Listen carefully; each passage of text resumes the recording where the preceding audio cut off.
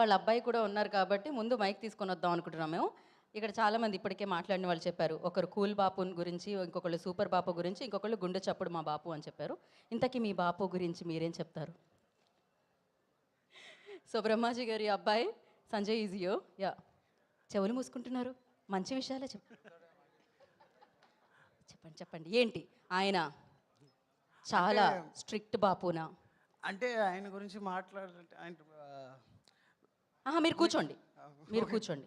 మేము క్యాప్చర్ చేయడం కష్టం అవుతుంది. ఆయన ఇంట్లో స్ట్రిక్ట్గా ఉంటారు, కానీ వాళ్ళ ఫ్రెండ్స్తో సెట్ పైన డిఫరెంట్గా ఉంటారు. Bapu, what is this? So అదే నేను same question, what is this question? What is this బాపు?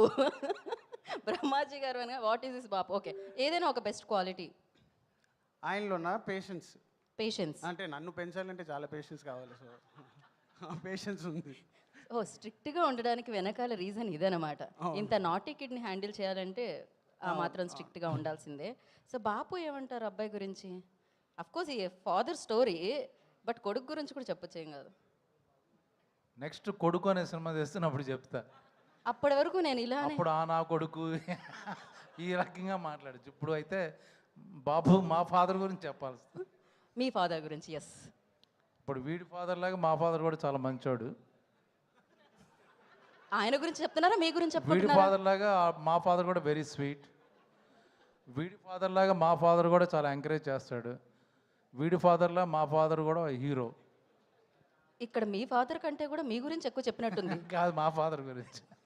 మామూలుగా కాదు, ఆయన బాపు గురించి చెప్తూ ఆయన బాబు వాళ్ళ బాపు గురించి చాలా ప్రమోట్ చేసుకున్నారు ఆయన. So thank you so much.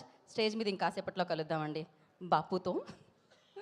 So ఇప్పుడు స్టేజ్ మీదకి నేను ఆర్ఆర్ ధ్రువన్ గారిని పిలుద్దాం అనుకుంటున్నాను. ఎందుకంటే నాతో పాటు స్టేజ్ మీద చాలా చాలా ఇన్స్ట్రుమెంట్స్ ఉన్నాయి. దీనికి కారణం, సంబంధం